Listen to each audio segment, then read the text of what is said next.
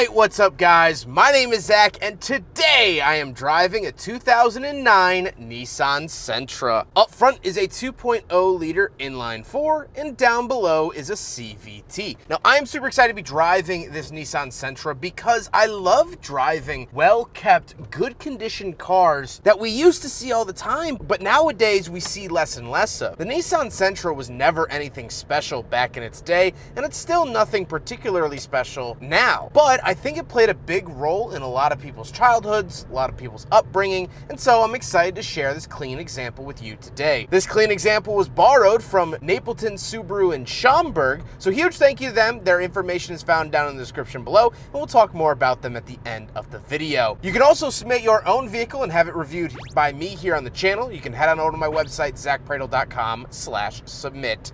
But let's get back to that 2-liter inline 4 under the hood. Well, it was developed by Nissan and Renault. Renault and Nissan have a partnership, and it makes 140 horsepower, which isn't anything crazy. It's not great, it's not terrible, but I think the engine is one of the better parts of this car. It's still in production today. In the Nissan NV200, the little work van, they still use this engine here in 2024, so it has some chops to it. And Nissan seems to like it. Like I said, paired to it is a CVT, which stands for continuously variable transmission.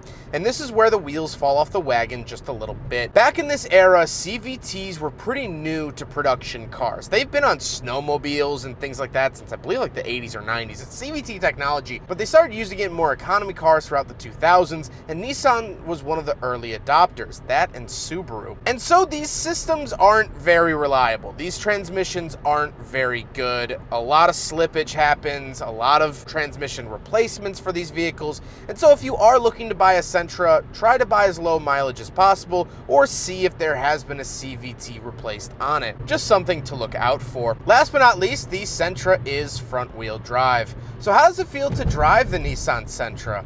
Well, as I'm on this little bit rockier road, you can hear in my voice, it does have quite a bit of road noise. The steering is pretty direct, which is nice.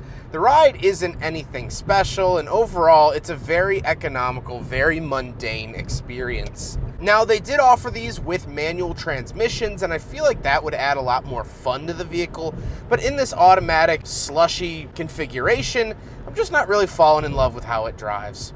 With that stuff out of the way, let's talk about the interior. Well, in front of me, I have 2 main gauges and a screen.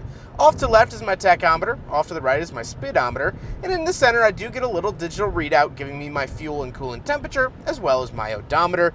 This is of the era where Nissan was in love with using these amber orange displays. You see this in the Nissan Z, the Rogue, anything from this era gets it, so it's par for the course. On the steering wheel, on the left, we have selectors, mode, power, and volume, and off to the right, we have our cruise control. The overall steering wheel is this hard, plasticky, rubbery material. Don't really love it, but very period correct for the 2000s. And off to the left, we have a giant climate control vent and a big storage cubby. Very nice to see that, especially for like parking passes or things that you need at the ready. Moving on to the door, we do have this nice sort of suede-ish material. Very odd that they put it on the door and then pretty much nowhere else besides the seats, but it's a little bit different on the seats. But then we do have power mirrors, power locks, and power windows. Moving into the center, we do get another smaller orange readout. Like I said, Nissan loved orange in this era, and you get like radio, outside temperature, time, things like that. Speaking of the radio, we do have a CD player as well as our favorites, CD and aux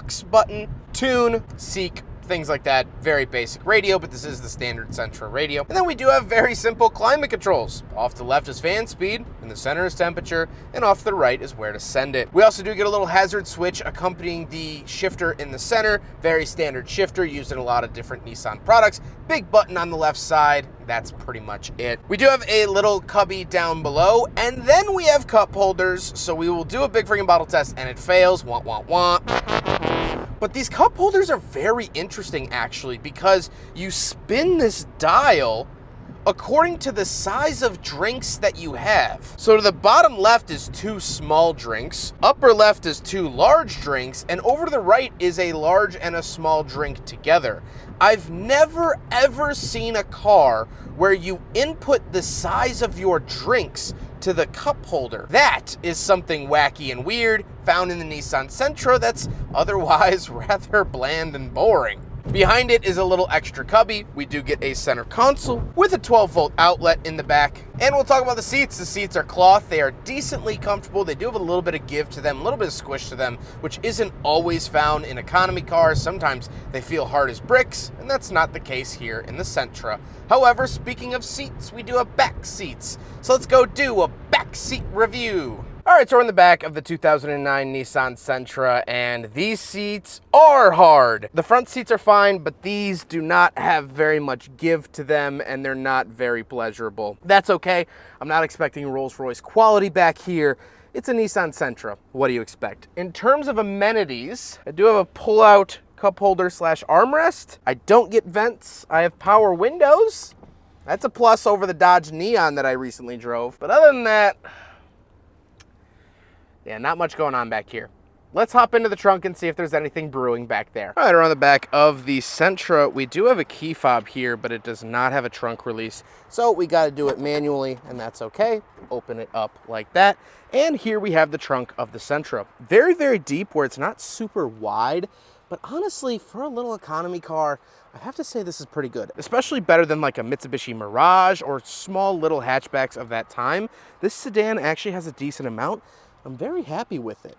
Now we gotta talk about the looks, and it's finished in this nice dark blue, but I don't really have any feelings or emotions about it. It's a nice car for sure, but I don't think it's winning any stellar design awards or anything of the sort. I do like how it is sort of squared off, something that wasn't super common in the 2000s. 2000s were really bubbly, and so this sort of broke that chain ever so slightly. With all of that being said, let's get on to my final thoughts. What do I think driving the B16 generation, the Nissan Sentra? Well, I've driven a couple Sentras in the past, and I think this car would be really, really good if it had the manual transmission. That's the biggest thing. The Achilles heel of this car is the CVT, because they've proven themselves over time that in this era, they are not very reliable. And so for consumer advice, I would say stay away. And so in that regard, this is quite the departure from what I've said about other Sentras in the past. I usually like Sentras, but this one, well, I'm just not quite in love with. However, I do have to say that it's a real treat to be driving a car that's so well kept from this era. Growing up in 2009, I was getting ready and going into junior high school. It's a very weird time in my life, and so I remember seeing these. The school parking lot had a couple of them. I'd see them whenever I'd walk down to Speedway gas station and get a Slurpee. They littered Blockbuster parking lots, and I don't know what it is, but this interior smells like a used CD and DVD store. Like, we have a place here in Illinois called Disc Replay. It's like a used CD store. It smells the exact same in here. I guess it kind of smells like a GameStop. Oh man, going to GameStop after school when a new video game released. Oh my, when Halo Reach came out, I was so excited. I begged my parents to take me down to GameStop and get a day one release. Oh, and then I sat on the couch all night. My brother, who had a driver's license, went out and got us Little Caesars hot and ready pizza, Game Fuel Mountain Dew. Oh my God, I miss those days. I miss those days dearly. And so that's what this car does deliver for me, is that sense of nostalgia, going back to that time period of 2009 and 2010, my coming of age years. And so that's why I was excited to drive this car. Would I recommend that you purchase one here in 2024? Probably not, unless it has the manual transmission. I think with the manual it'd be great, but I just don't trust that CVT. And I will say, modern CVTs have gotten a lot better. Subaru has seemed to solve their CVT issues now. Nissan is getting there. I think a lot of companies are doing them a lot better, making them a lot more reliable. But since they were such a new tech back in 2009, I just don't trust it. I hope you guys enjoyed the video. Huge thank you to Napleton Subaru in Schaumburg for letting me take out their Nissan Sentra. I was really excited to get this vehicle under my belt. I've never driven one from this era, and Napleton Subaru Schaumburg is absolutely wonderful, great customer service, and I can't recommend them enough. But I hope you guys enjoyed the video. Don't forget to rate the video, comment on the video, and subscribe if you really liked it. Take care, guys.